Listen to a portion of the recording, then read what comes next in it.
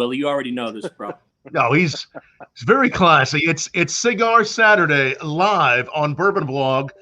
We've been telling you about it for a while, and many of you have met this gentleman, and I know so many of you, maybe all of you, have smoked one of his fine cigars. It's WiIly Herrera, master blender for Drew Estate Cigars, and also the creator of Herrera Esteli. Welcome, Willie. Thank you, sir. Good to be here, man. Matty and I have been working on this for a while to get the schedules to work. So I love it. Finally happened.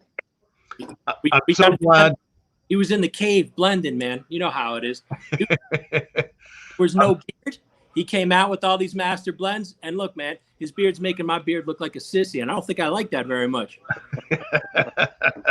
Well, hey, man, you know what you got to do, man. Just go in the cave. If you go from the hair, though. You got it. He has it elsewhere. If you go from left to right, it's like mine's short, Matty's gets longer, and then Willie's is longest. It's like a progression, right? Well played. That's the way we obviously thought through this. Hey, we're all smoking a Herrera Esteli Miami, and Willie's. I'm gonna probably grab what you're sipping there. Willie said you're having a little Whistle Pig rye. Yes, sir.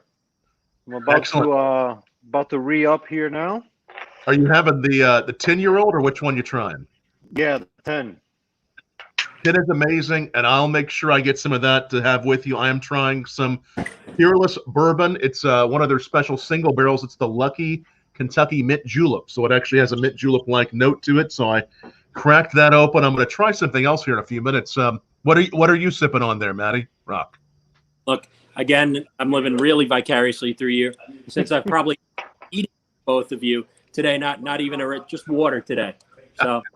I would say not known as a fine pairing, but instead of Matty Rock, I keep the shit up. I'll be Fatty Rock. Yeah.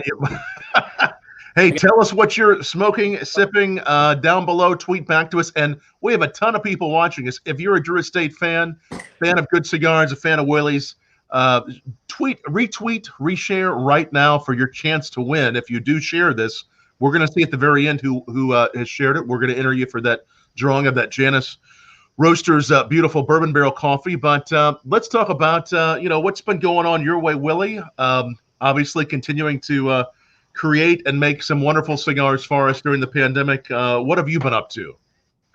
Just working, man. Steady working. This pandemic has allowed everybody to kind of get on the same page because everybody's working from home. Nobody's on the road. And before it was very difficult to get everybody, once a month in an office to have a meeting. Even harder to have meetings weekly. So through the whole pandemic, we have meetings every day. And then, we split off from the daily meetings to production meetings, marketing meetings, packaging meetings, just, a lot of stuff that took a lot of time before because everybody was always on the road. And right. So it's allowed everybody to get on the same page. And I mean, dude, for the first time in at least in my 10 years with Drew Estate, we're working on stuff for, 2 years to 3 years up, ahead of 2021. So it's been good, but it's been sucky, you definitely miss, seeing your friends, seeing the shops, hanging out, hanging out with other consumers and stuff. But, it's been kind of cool to really work on projects and get everybody on the same page. And, we've always been one to be playing catch up.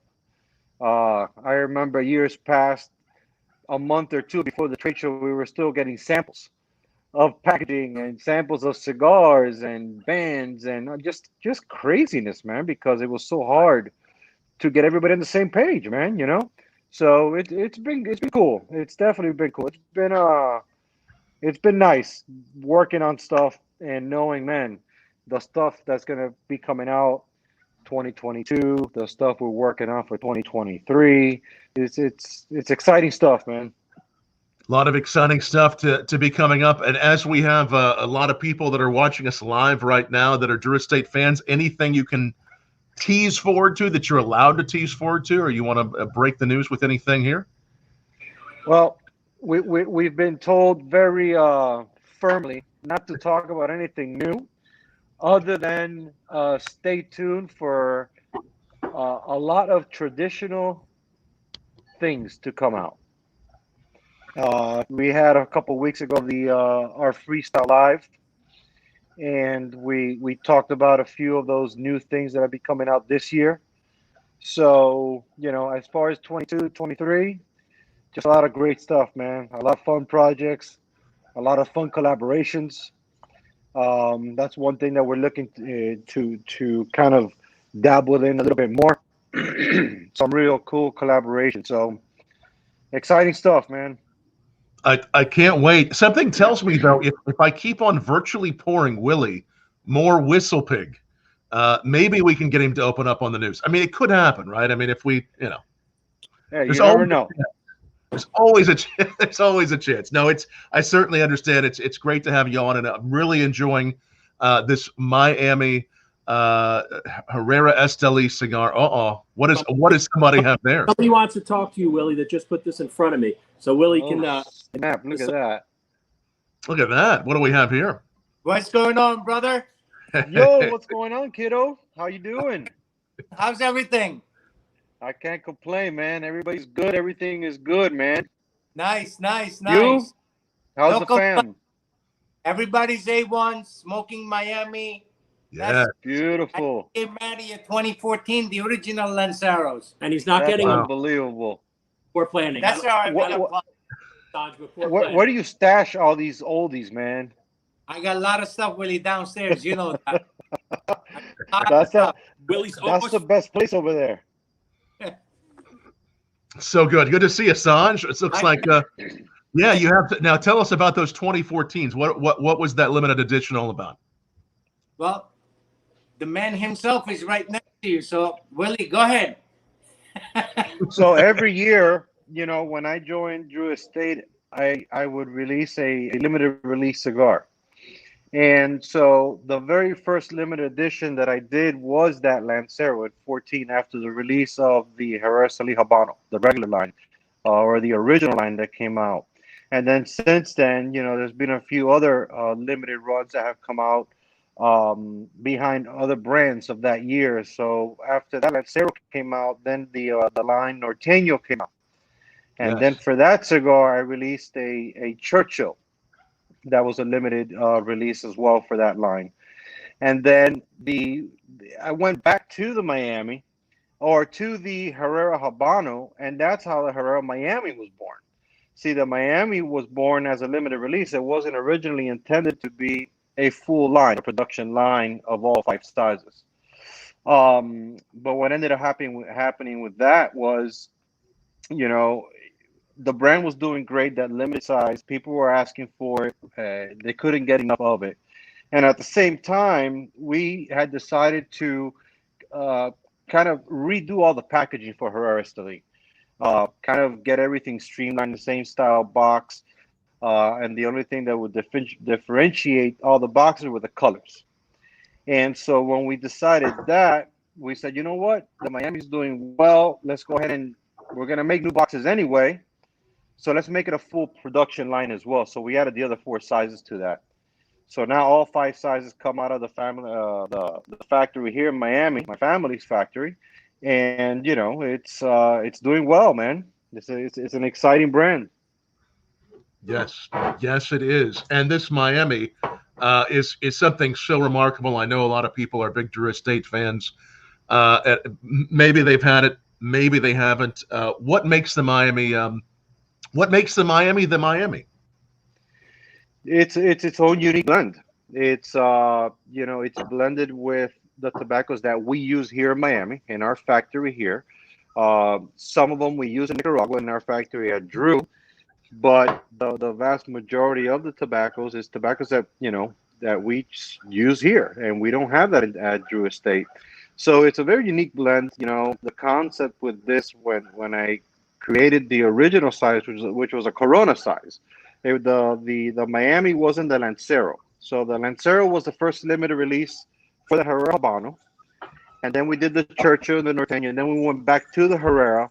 And that's when the Corona was born, which was also a limited release. And so then we did the packaging. We added the other 4 sizes. And so the concept of that Corona, the original line or size, was kind of bring back what I remembered back in 05 and 04 and 03 from a lot of those great cigars that were coming out of Little Havana, Miami at that time, from La Gloria Cubana, from, well, they were my father back then. It was Herrera Habano, Don Pepin Garcia. Hadn't moved to Nicaragua yet. So all these great cigars were coming out of his factory. And it was just, a lot of new cigars that were hitting the market that people weren't used to at that time. That spice and that richness. It was something very different for the cigar market during those times, and that was kind of my concept when blending this Miami cigar. Yeah, it's so good. It's tasting really nice with this this Peerless Bourbon. I'm gonna move over to the Whistle Pig in a moment, since that's what you're having. As far as pairings go, do you have of all your sticks? Do you have a favorite pairing of a particular one of your cigars and a spirit or a cocktail? What's kind of one of your go-to pairings that you really like? I enjoy bourbons. Bourbons for me, they pretty much go with any cigar. Then I like stouts, the beers, a lot of those craft boutique type beers, Goose Island in particular. And those for me go really well with the Maduros, whether it's the Brazilian Herrera Esteli or the Norteño. Just anything rich and dark, the Liga 9s, the T52s, the Undercrowns, anything that's stout for me, any beer that's a stout goes really well with any Maduro for me, at least, And then as far as, bourbons, you could smoke that with Habanos, you could smoke that with Connecticut's. It all depends what type of Connecticut you're smoking or what type of a blend it is. And then you determine, do you want a stronger bourbon or something a little bit more mellow, Absolutely. And already some great questions coming in, and keep on asking. It's a chance to ask Willie some questions you've always had on your mind about his wonderful cigars. Here we have ask Willie to talk about how he got started with blending at El Titon de Bronze. From Mr. Duque. Thank you, Chris Duque. So I started blending there, man, out of sheer necessity. So I was in banking at the time, and I worked a full week there. I took a week vacation from work and worked that week there at the factory because my wife's grandfather had gotten sick, and he was the only male at the factory. And so after that week of working there, I just fell in love with the whole concept, with the whole everything about it. The people were always happy. You had great conversations. You were smoking cigars all day. I had always been a smoker, but I was a consumer. And so after that week and experiencing that lifestyle and how different it was from that corporate world, I was like, man, this is what I want to do. So I quit the bank after 7.5 years, and I started in the factory. So that's where my education started. We had at the time 3 rollers, all Cuban rollers from Romeo and Julieta, A. Chapman, I think the ones from Partagas at that time. And I would just look every day and just stand by them and stare and see what they were doing and how they made a cigar and just how effortlessly they picked the tobaccos and filled those molds up and, put the wrapper on the cigars. It was just mesmerizing to me, as it still is today. So when I started working there, we basically had 2 lines. We had two different types of cigars, of which, I wasn't fond of either one of them. So I would smoke other cigars other than ours in the factory. And after a while, the old man kind of started getting a little firmer. Why are you not smoking ours? And why you keep spending money? And you have all the cigars you could smoke here, blah, blah, blah, blah, blah. I couldn't tell him I didn't like the cigars, So I said, you know what? I'm going to learn how to make a cigar. And so I learned how to make cigars. I learned how to roll, how to fill the bunch, and just started putting shit together, man. Because I didn't know a visa from WiIly Herrera to a Seco, what was the profile of Nicaragua, Honduras, Dominican Republic. I had no idea. I just knew the cigars that I like to smoke, and that's how it all started for me, man. Just out of necessity to create things that I would like, because when I started having them work on stuff for me, that went on for about 2 weeks, 2 to 3 weeks, because the rollers get paid by how many cigars they roll a day. So now I'm here, hey, make this blend, hey, do this blend, hey, do this size. Well, now they're having to stay extra time every day in order to finish their quota for the day, so they make the certain amount of money at the end of the week. And so by me hounding them every day, I started getting a dirty look from them. And so I knew that wasn't going to last very long. And that's when I said, you know what, I'm going to learn how to make a cigar. And basically taught myself how to bunch, how to put the wrapper on, and learn about the tobaccos that we had in our factory, and what worked with what binders worked with what wrappers, what aided in the combustion, what gave cigar more strength, what was the sweetness coming from, what was the earthiness, and it was all trial and error, man. It was all hands on. And so really it was all inspired by the fact that you wanted something better than what you had. And I didn't want the old man bitching at me anymore. And I got to tell you, Tom, I'm glad he did the trial and error, because we'd spoken on it on previous shows, and I busted on WiIly because I may have more than him. But years back, one of my favorite Maduros was the Redemption Maduro made by Mr. Willie. Right. And man, I got to tell you, ever since, I've been smoking Willie stuff ever since. And now Willie kind of thinks I'm a dick, because whenever I find the box, I'm like, so you got any of these left? I'm like, this bitch does. Yeah, no kidding, man. I don't know how you do it, man. And honestly, Tom, when I dig through it, I'll give you one to smoke, but just the and we've discussed this, my flavor profile. I'm really much a Maduro guy. I love it. Everything in that stick. And what are we talking, Willie? 14 years ago? Yeah, about 14. I've been 10 with Drew. Yeah, I would say 14, 15 years ago, man. I remember when I first saw it, I was like, oh, they're like, oh, this is out of a great little company out of Little Havana. And I'm like, oh, I've never seen it before. Then I'm like, all right, if anyone touches my shit, I will punch you in the mouth. I'm like, this shit's mine. You can smoke whatever other stuff that you find in the humidor, but you're not smoking this. And then you see Willie's natural progression into this and being, one of the top blenders out there. And it's amazing, man.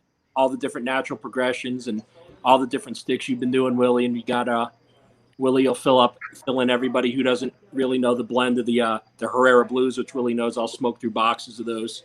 So if you want to make that the next stick that you talk about. Yeah, man. So the Herrera Brazil, and that was one of the last ones that came out under the Herrera line. And, that's about the Nicaraguan, Dominican tobaccos. And then on the wrapper, it's got a Brazilian Matafino wrapper with a Connecticut broadleaf binder. And the result, is it's a medium to medium plus, depending on the smoker. A lot of fruits, floral notes, sweetness, full flavor, medium body. To me, full flavor is everything. And strength, something could be strong, something could be mild, but as long as it's full flavored, I'm good. And that's what I look forward. And that's my whole goal in creating a cigar, is that balance and that flavor, and that complexity. You don't want a one-dimensional cigar. That's boring. Absolutely. So many more great questions coming in. And again, take a moment, share, and like this video right now to help support just what we're doing, to have some fun on Bourbon Blog Live, whether it's Twitter, YouTube, Facebook. We're really excited tonight to have you all join us and be talking with WiIly Herrera himself. We got some great questions coming in under the hashtag of Ask WiIly. Hashtag Ask WiIly. So we'll keep doing that. Hashtag Ask WiIly about the Pappy blend. Love that story. So which Pappy? We got the Pappy barrel fermented, and we got the Pappy tradition. And I love them both. You can tell both stories if you'd like. Well, we'll start with the barrel fermented, and that is a blend where we incorporate the Kentucky fire cured tobacco that we use, that's grown in Kentucky. Then it's shipped to Louisiana, to the St. James Parish, where they process that tobacco the same way they process Perique tobacco, which they've done for hundreds and hundreds of years. And the result is, they break down that tobacco, and a lot of that smokiness kind of dissipates, and this molasses flavor really comes out in that tobacco. And so that goes into that Pappy barrel fermented cigar. It was originally only sold through the PappyCo website, and then we did the Pappy tradition after that. Now, the Pappy tradition was distributed and sold through Drew Estate for Pappy, and now it's flipped around. Now they sell the Pappy tradition solely through their website, and now we distribute the Pappy barrel fermented.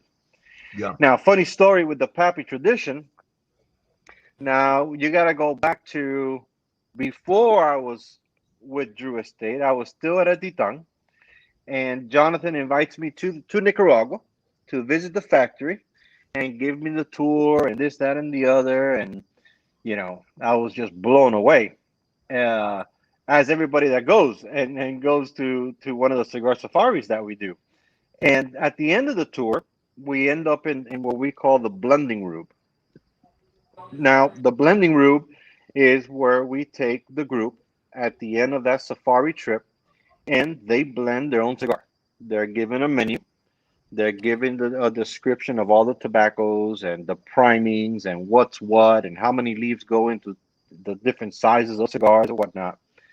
And they create their own cigar. So John takes me into this blending room, and I'm freaking out looking at all this tobacco. You got to remember, I'm coming from my little factory in Miami. We have at best between 6 and 8 tobaccos, and that's it. That's all, and that included wrapper, binders, and all the fillers. So we didn't have a whole lot of tobaccos, nor had I ever seen a lot of these tobaccos that I was seeing in at Drew Estate. So he says, "Hey man, blend some cigars." I'm like, "Oh, dude, that's cool. Okay." So I made 3 different blends. I took some home back with me and forgot about it. Years fast forward. Now I'm working with Drew Estate. Completely forgot about all those cigars. And here comes this project for the Pappy Van Winkle family. And so we send them samples based off what they were looking for in a cigar. Well, come to find out that one of the samples that was sent, which is the one they picked, was one of those cigars that I had blended in that trip when I was down with John visiting the factory. So that's pretty cool, Yep. So WiIly creates greatness, and unfortunately, WiIly will also have to agree. I've been in that room many, many times, and when we go to make our blend, I've made at least 15 to 17 absolutely fucking horrible blends. My enemy, just the worst. That's how you can really appreciate everything. And I know that there's guys and gals that are on the line watching this that have done the same, that might have had a little bit better luck, but that's when you really appreciate the process and the work goes in. Because I'm like, how did I like 0 for 16? I'm like, this is like smoking a dog turd. I'm like, I just suck. And then WiIly just kind of looks at me, pats me on the head. I'm like, it's all right, buddy. You'll be okay. I'm like, no, this is really shit. WiIly's like, it really is? I'm like, yeah, absolute crap. You finally made one you ended up liking then yourself, Matty. No, one that I would smoke and admit to. How's that? And it's again, like I said, you have people like Willie walking around. Like I'll be like, "This is a good idea." Willie will look at you and be like, "It's not really a good idea." You know? Well, Really? hey, I don't like blending the people's cigars. I'll give suggestions in our safaris if they ask, right? Um, I'll walk around and I look what they're picking, what fillers, what binders, what wrappers. You know, a lot of people, for whatever reason, when they go to the safari, they want to blend the strongest, kick you in the face cigar. And oh, what do you think? I'm like okay. So then they switch things around and whatnot. But I never say, hey man, you should do this instead of this, unless somebody asks me. Because the whole point of that is, let them get creative, let them learn how tobaccos work with each other. What are these? If you put 3 leaves of Ligero, okay, now you're gonna smoke what 3 leaves of Ligero is gonna taste like in your cigar. So it's fun. Yeah. I remember the only time I thought I had a good laugh, and he'll remember the story. I remember the only time I thought I had a good idea. It was him, JD, and Pedro. And I go, guys, I have a fucking fantastic idea. I'm like, what if you made a Connecticut shade undercrown? And they're like, already late, asshole. It's already coming to production. I'm like, come on, man. I'm like, a little bit. They're like, no, you're about 7 months too late, asshole. I was like, son of a bitch. You I'm were like, close, bro. You were close. and then it went all back to my regular shit. You wouldn't give. And I think the last couple times I just gave up, and I said, you know what? I really like the Pappy Van Winkle in a pig size. Why don't we just make that for me? I'm not going to blend. It's fucking garbage. I quit. I'm going to go with what I know, and then I'll see. Like I made this. It's like, no, asshole. You told the chefs what to make, and you made a different size. I'm like, I don't care. It's smokable. On it. It's the fatty rock flying pig. Deal with it. I like the barrel fermented. I really like the tradition. Both so beautiful in their own way. I've had the chance to actually have the well, I think whenever I did have some Pappy 15 a couple years ago with the barrel fermented, and it was amazing just to have that experience where we actually had with some friends the Pappy 15 with the barrel fermented. I know I've talked to one member of the Van Winkle family that they enjoy them all, but I know one member really enjoys the tradition when pairing with the Pappies. But looks like Duque is saying, he wants to know, was the Pappy Van Winkle barrel fermented released at the 2015 Barn Smoker? Does that sound right? That's what Duque is asking. I think so, man. I'm right. so bad when it comes to timelines, bro. Because to me, everything just blends together. I think that's the first year, right?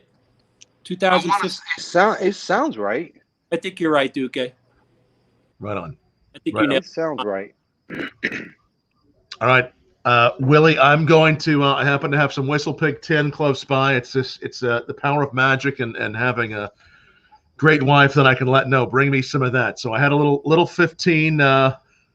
I'm gonna have this along with you. We'll get some tasting notes for this pairing going on. And again, tell us down below what you like pairing with the Drew Estate and the Herrera Esteli cigars, whatever you're sipping on, whether it's whiskey or some nice rum, whatever it might be. And keep on asking these wonderful questions. Are there any private stashes you've done that haven't been released that people when they come near you, if they're they get a chance to try something maybe that's not on the typical menu? Anything you're able to tell us about there? There's always stuff, man. There's always stuff. Prior to the pandemic, I was flying down to Nicaragua every month, and in that week trip, a lot of times I was working on just new things, and just to see, how it came out.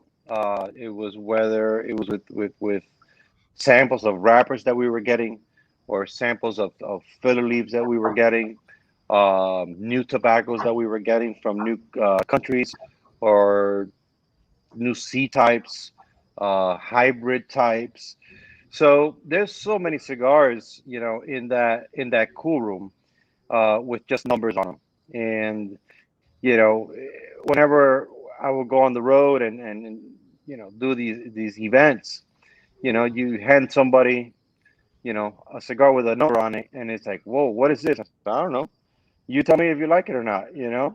So it's fun, man. But yeah, there's a lot of them, man. There's a lot of cigars because eh, we're constantly working on new things because you never know where you're gonna find a home for that blend. And when you're able to work freely like I do, they don't tell me, oh, you can't work on this and you can't work on that. No, go work on tobacco and work on blends. And so when the opportunity comes then of a new project, Project X, let's call it, I'm like, oh man, I have a cigar that I think will fit that line. That's going to be the home, I think, for this cigar. And then I get the samples sent down, and we hand them out. Everybody smokes them. I'm like, man, this is amazing. Okay, boom, we just found a home for that cigar. And you Right. don't have to go through that whole blending phase, which could take sometimes years. It all depends what it is you're trying to achieve. So by you having that already, and everything is documented, and the profile of that blend, and then you talk with the marketing guys. Okay, this is going to be this type of cigar. This is what the packaging is going to look like, and so on and so forth. You're like, okay, I know of a cigar that I have that might work for this, and just send them down. And so now you just knocked off a year and a half to 2 years of beginning to blend stuff to fit that project. And then we may eventually see it one Right. way or the other, which is always fun. Mm-hmm. All right, now I am on the Whistle Pig. I had a little left in this bottle. You're having the Whistle Pig. Tell me, what do you like about the Whistle Pig 10 with the Miami? What are you enjoying on that one? It to me, it just brings out the flavors in the tobacco in the Miami. The Dominican tobacco's in there, the Nicaraguan tobacco's in there. I don't know. It rounds it out more to me, and it becomes fuller, not stronger, but just fuller. It just coats Yeah. your palate. I agree, and I think that on the whiskey, this cigar, just the cigar with the beautiful earth it has, is bringing out some more of the umami that's there, and almost really for me allowing the nose that's I've always said Whistle Pig has some nice citrus on it, has that nice spice, but it also has this nice floral element, and on the nose, I think that the cigar's bringing out that floral element for me in a really nice way too. Nice. Excellent stuff. Yeah. A lot more questions. These are great questions. Again, everybody, thank you so much. So many great people watching. I think that, let's see here, Emmett Richardson Jr., thank you for watching. Ask Willie, when is the 10 Anniversario being re-released, and will a Pig or Gordo be in the works? Look at that sweat on his forehead. He's like, My answer is soon. Stay tuned. Stay tuned. We talked about that at the Freestyle Live we did a couple weeks ago, and it's in the works, man. So stay tuned. Very soon. Very soon. You'll be probably be seeing it before the end of 2021, right? Could be. It looks that way. You didn't hear that from me. You didn't hear it. It's all unofficial. It's all right.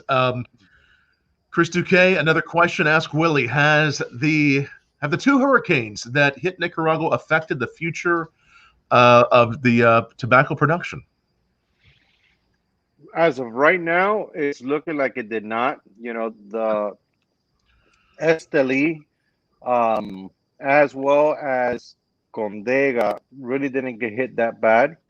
It was mostly the coast, but the one that came in up by closer by Honduras, that affected a little bit Jalapa, but nothing dramatic. Nothing that we're scrambling now and see what we do with a lot of cigars that we use tobacco from there. So we're good. Excellent. We're good. And I guess and I know we've talked about this a little bit on Cigar Saturday. Some, generally speaking, the last 9-10 months for the cigar world, how has that How has the pandemic affected the flow of cigars just everywhere? Has it affected it?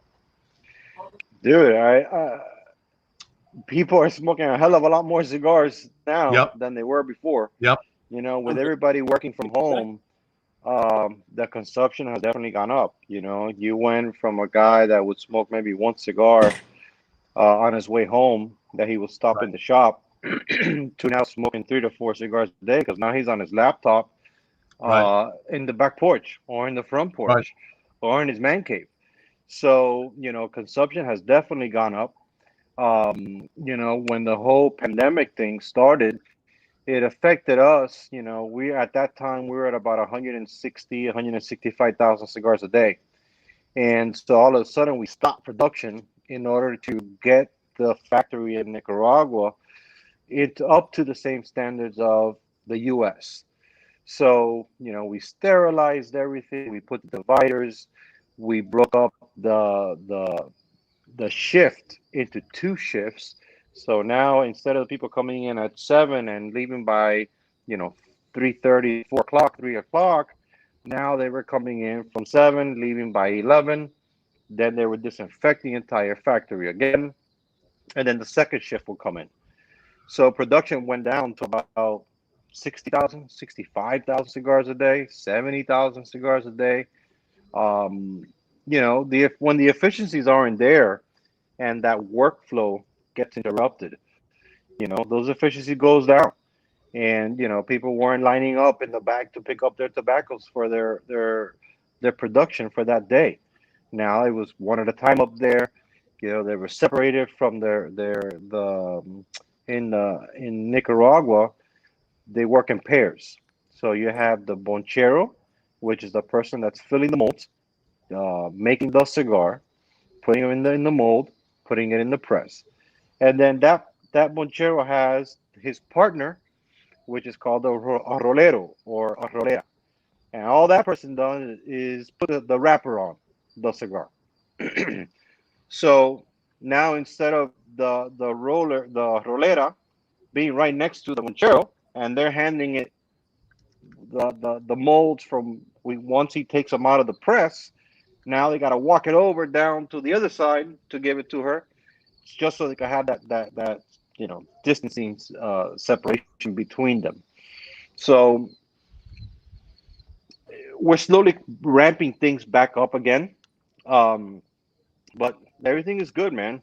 Everything is good. And even with all that's been happening, just so many great men and women there at the factories making the cigars, continuing to get them here to us. We appreciate everything they're doing, and we appreciate the team a lot that's making those there at Drew Estate. And again, you're watching bourbonblog.com live. And for those of you that are podcast fans, all of our shows go on our podcast. So if you're a podcast fan and you like hearing about whiskey and also about cigars, make sure you find Bourbon Blog's podcast wherever you subscribe to podcast. The best link is the one down below. And just so many great questions coming in. We're enjoying some nice Miamis from Herrera Esteli with Matty Rock, who's live from Sanja's there. And Willie, you're in Miami, right? Yes, sir. I'm in Miami, man. Excellent. Yeah, that hurts a little bit more considering it's like 28 here with 1,400-mile-an-hour wind. So I love you, Willie, but oh, yeah, well, that's terrible. Even though, Matty, let me tell you, bro, I wish it was a little colder here, man.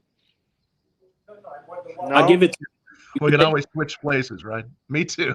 My husky self went out for a walk this morning. That lasted about 7 minutes. I'm like, oh, hell no. I'm like, all right, it's not that bad. I'll bundle up. Those winds came rolling in. And there's one person who hates cold, Tom, more than I do, and we're talking to him. Yeah.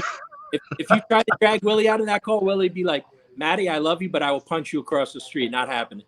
Well, that's a little extreme, bro. That 28-degree shit with the high winds, yeah, no, that's not happening. But give me 30 degrees, 35 degrees with no wind, I'm happy, bro. I went for several layers tonight to make sure I could stand. We're at a little under 30 degrees, so I went for the professor look with the sweater and the jacket, everything to withstand the cold. But some good whiskey to warm us up, some great cigars. You know, I'm sure you're asked this often. I know it's for me. I'm asked about my favorite whiskeys. I know it's all mood driven for many of us. But as a go-to, what are a couple of your favorites? Do you have any go-tos that are sort of the daily smokes, the ones that you enjoy the most? You know, I'm not a big drinker, man. You know, for me, it's gotta be, if I'm gonna drink something, it's gonna be because it was a rough day, or you're celebrating or something. But go-tos, man. Let me see. Big fan of Eagle Rare. Yeah, it's a nice one. Big fan of Angel's Envy. The Rye. Uh, Turning into a big fan of the Whistle Pig. I hadn't had this, Yeah. and a friend of mine sent me these. So I'm enjoying these a lot. But I can't say I got to go to, man, because I just don't drink enough. You know what I mean? Right. To figure out what to go to for yet. There's a lot of good ones out there, man. Can always it can always catch up. It's okay. We can always keep on exploring that. As far as go-to cigars, as far as your line, do you have any favorites that are go-to cigars for you? And that's the same thing, man. And that's always one of those questions. What's your favorite Herrera? Or what's your favorite cigar? And it's like, how do you pick your favorite kid, right? I know. It depends Yeah. on the mood. And I do have the one that I'll smoke most of, and that's the original, the Habano, and in particular the Lonsdale size or that Corona size. And the reason for that, it's to me, it's the perfect any time of day cigar. It could be first cigar of the morning. It could be the last cigar of the evening after a heavy meal. A lot of times you hear people, "Oh, I had a huge meal, big ass steak. I want something strong." You can smoke a Herrera Habano, man. It's gonna give you the same amount of flavor. You're gonna get the same thing every time, man. It never lets you down.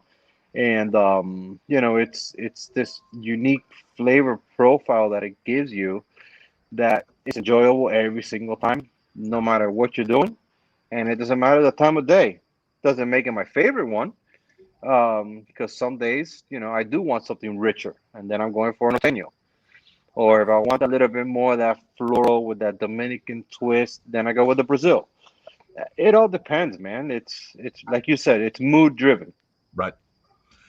It really is. And the Norteño, I love the Norteños. I'm seeing more and more people that just love cigars, really getting more and more into those. Mm-hmm. Well, I said it before. It's probably out of all the lines from Drew Estate, the one that people don't know much about, and that's one of the reasons why we decided to change our packaging, because the packaging was so different, not only from the box standpoint, and the box design and the artwork on the box, but then it came in a 10-count box. Then you had some stores where we offered, these trays. We had another box, which I think it was like a 50-count, almost like a humidor type. I mean, it came in so many different configurations and so many different styles, and it was just so confusing, man, that I think it got lost in the mix.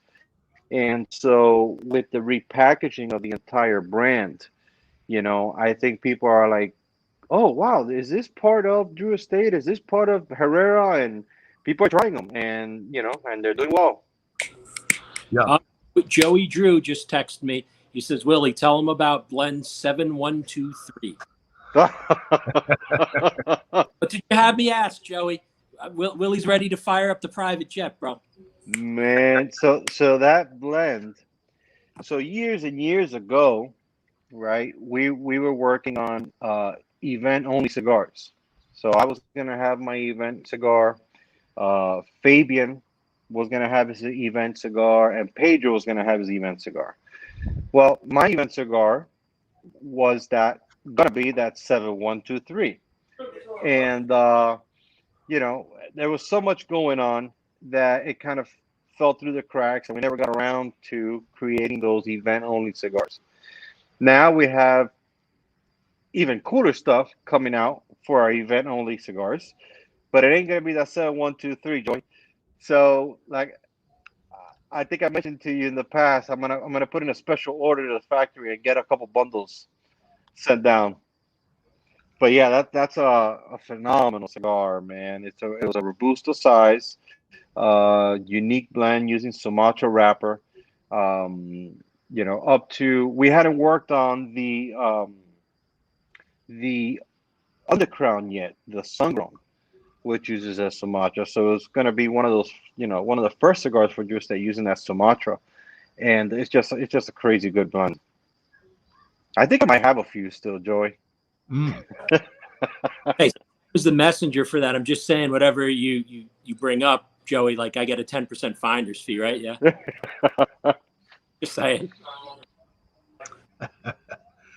All right, Thomas Bigler, ask Willie what seems to make the Lonsdale the perfect size for these smokes. What do you like about the Lonsdale?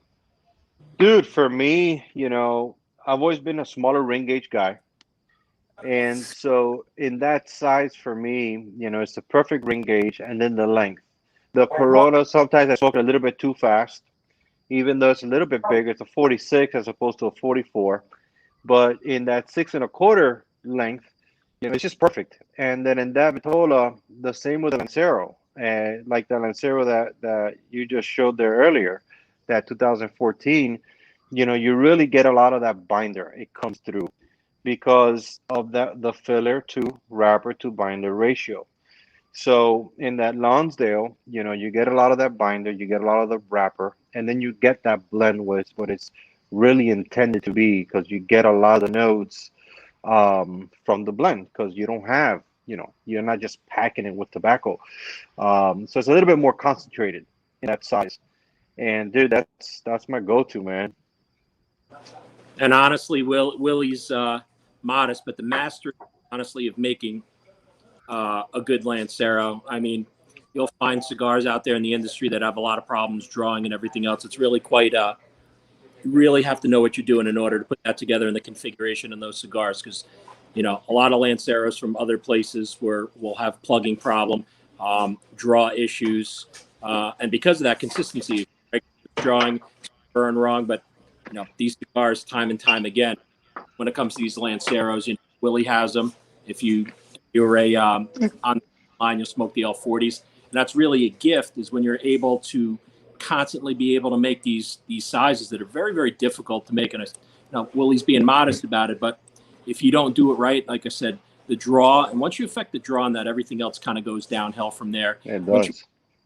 If it oxidizes because you're taking in too much air and it's burning, you're going to get that burn thing, and you really don't get on these sticks. So a lot of people who usually smoke larger ring gauges, I invite them to at least once to try either something from one of the Lanceros from Willie or an L40. Change it up a little bit, and then you'll see. That's the way that you're really going to enjoy a Lancero and get the nuances of what Willie was just talking about.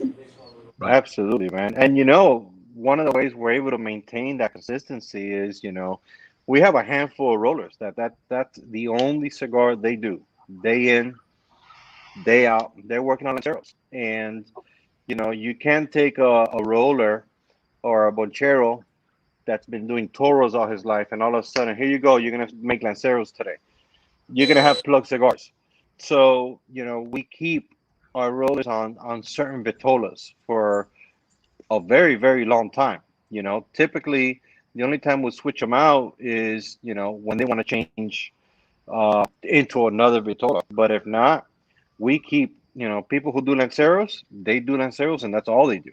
People that do toros, they stay there. People who do pyramids, people who do figurados, people who do torpedoes, they all stay doing that vitola, and you create that muscle memory in your hand as you're picking that tobacco and you're pulling that bunch, and your thumb is kind of your gauge.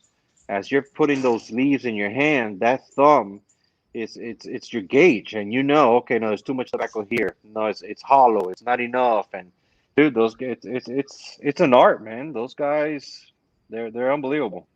Yep, you and John have had fun with it. Him and JD can actually figure out, if you have 6 cigars, people like Willie and some of these Buncheros and everything, and you can actually feel the weight of the cigar. And when I'm talking, these guys are feeling 1/100th of an ounce. You're talking maybe a 2 gram difference. They know.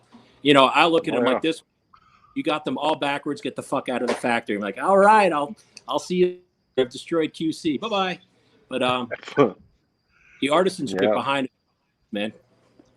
Keeping the artisans on one particular side is part of the, as far as you're concerned, the real secret to the consistency. Is that right? Oh, definitely, man. I mean, these guys, you throw them off. You know what I mean? And again, it's that muscle memory when they're getting that bunch, and they get used to that one size, whether it's a Lancero, Corona, Toro, whatever it is. They get that feel, man, and they could basically do it with their eyes closed. You know what I mean? Just by the feel in their hand, and they know how many leaves it's supposed to take, and Right. they know how it's supposed to feel in their hand by the time they put it in that mold. And dude, that's the key. Yes, and they are consistent. And more great questions on the hashtag of Ask Willie, and keep on posting that hashtag and keep on sharing this video. Again, I'll say it one more time before we wrap up here. If you like and share this, whether it's Twitter, Facebook, or YouTube, we have someone that actually watches this to see if you're liking, sharing, and doing all that. And if you do, you get entered to win that amazing bag of coffee from Janus Coffee Roasters that's been aged in a used bourbon barrel, and the coffee is amazing. It's an amazing pairing for cigars of all types, or just a great way to wake you up in the morning to know that you have a little taste of that bourbon and coffee right there. Okay, so Tim, question from Tim. What's your opinion on the best cut? Probably depends on the size of cigar, but is it the V cut? What kind of cut do you do most often, Willie? Dude, I'm either doing straight cut or just biting it off. I've never been a V guy. I've never been a punch guy. To me, it's always been chop off the head or just bite off the head. Get that as much smoke in your mouth as possible, and just let it coat your whole mouth, man. And I like that mouth feel. So, straight cut would be the answer. Just cut it off. That's right. That's it, man. That's the way to do it. So I went from Peerless, the single barrel bourbon, to Whistle Pig, which is what Willie is sipping there with his Miami. Tell us down below what you're sipping with your cigar tonight. The third whiskey I'm going to be trying, because I can't do 3 cigars as easy as 3 whiskeys usually. I'm trying a little of the strongest. It's a limited edition whiskey from our friends at New Basin in Oregon. This is the 13-year-old single barrel. It is 133.4 proof. It is a American light whiskey, a category I think we're going to be seeing more and more. This has been aging a while, and this is tasting really incredible there with the Miami.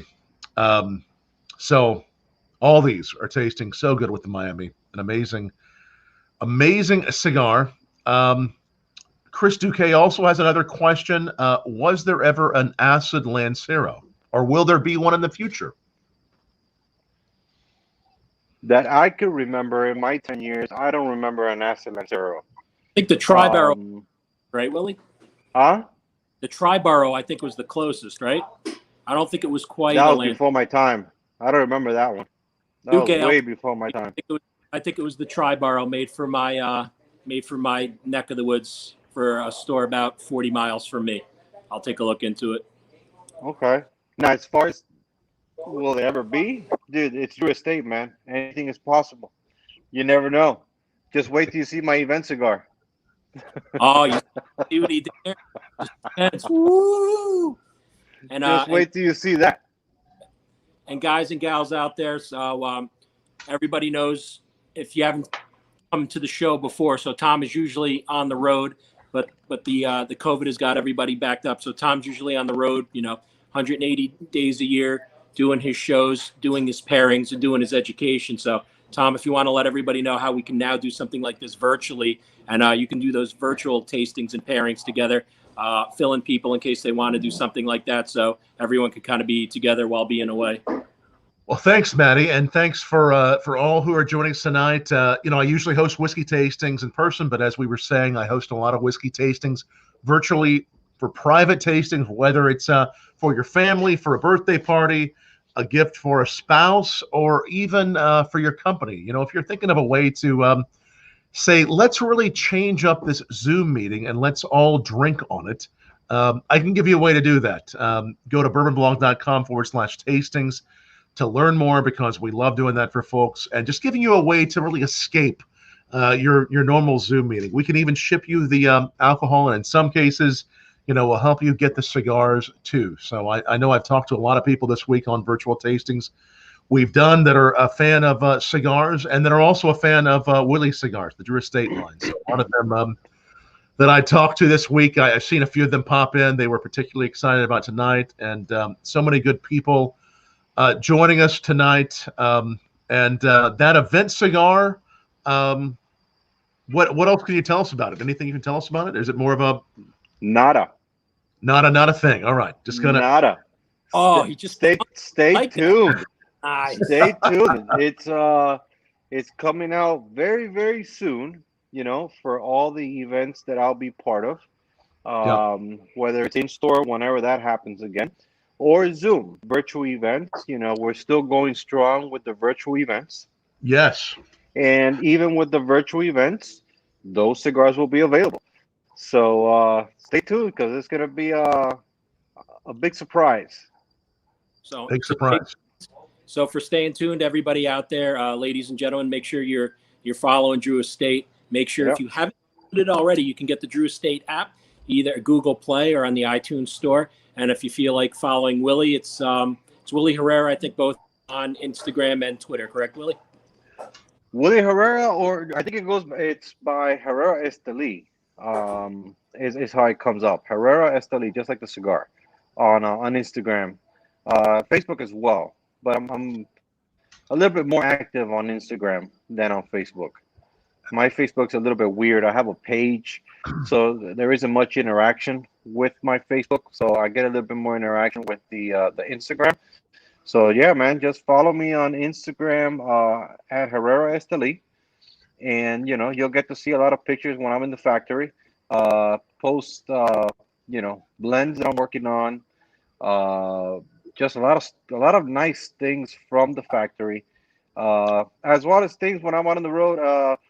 Whether it's eating at some place like Matty, you do all the time, or stuff I'm cooking up, or we're out mudding ATV somewhere. I put pictures up of that. So, or we're fishing, I'll put up pictures of that.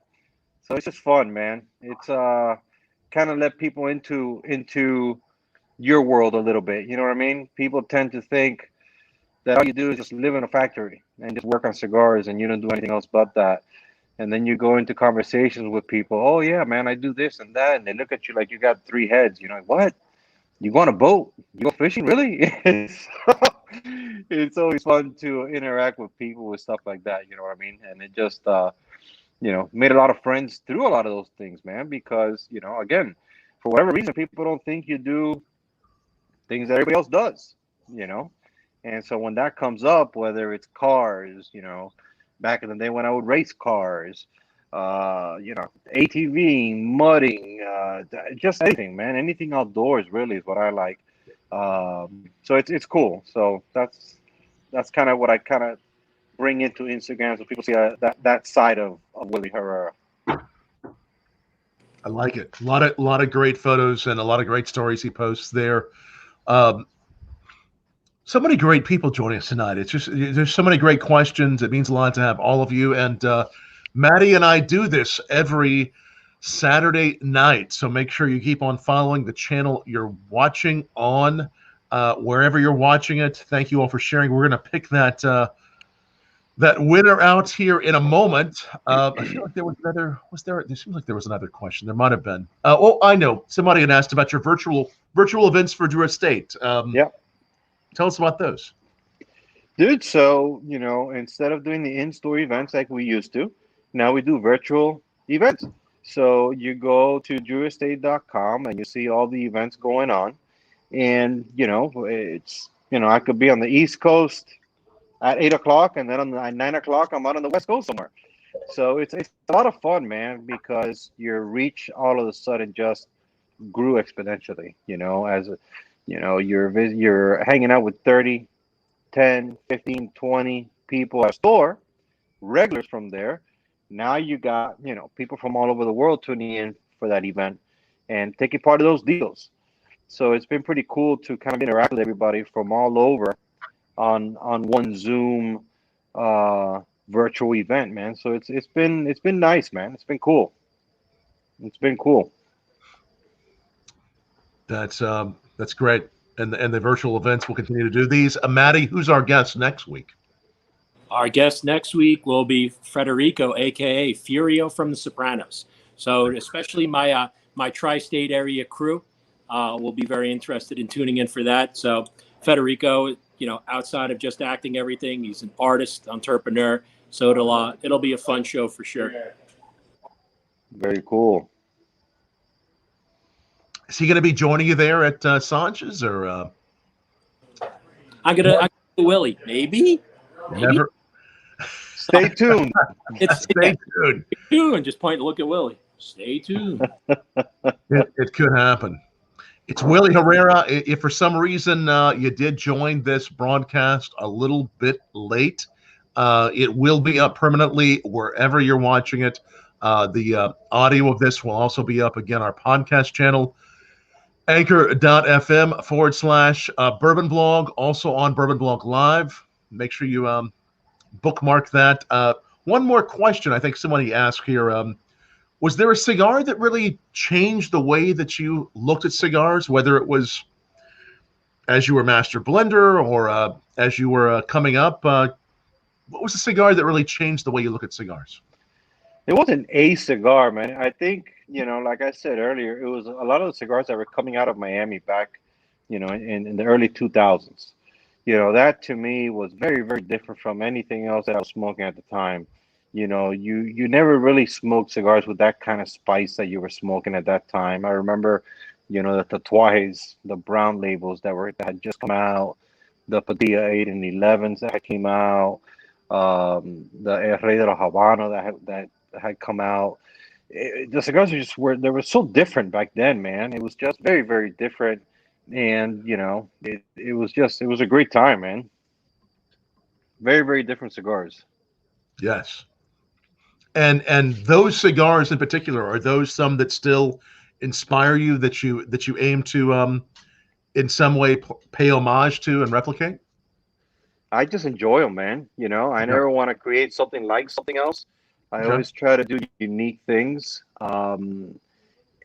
But it's cigars that still to this day I enjoy very much, man. The ones that are still around. Some of them unfortunately aren't around anymore.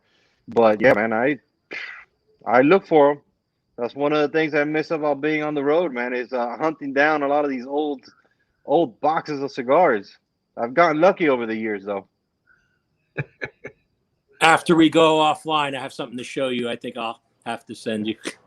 Oh, God. Here we go. Excellent.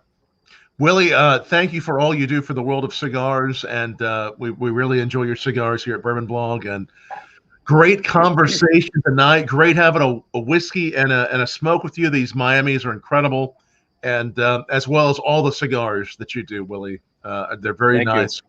Absolutely. We had a lot of people share this tonight, so thank you for all those who shared. Number between 1 and 65 sharers tonight. Willie, pick a number randomly between 1 and 65. We've already attached that. Bullshit, huh? 57. Attach that to that. So go ahead. 57. 57. All right. That list here to number 57, and that is Barry Hull. Barry, you are the winner of the Janus Coffee Roasters Bourbon Barrel Aged Coffee. Make sure you drop me a line there on Bourbon Blog, and we'll get you that coffee out. Everyone, thank you so much for watching. Willie, thanks for being there. Matty, Sanj, all our friends is there at Sanj's. Cheers. Much love, Good everybody. night. Thank you. Enjoy the rest of your weekend. Cheers, everybody. Thanks so much.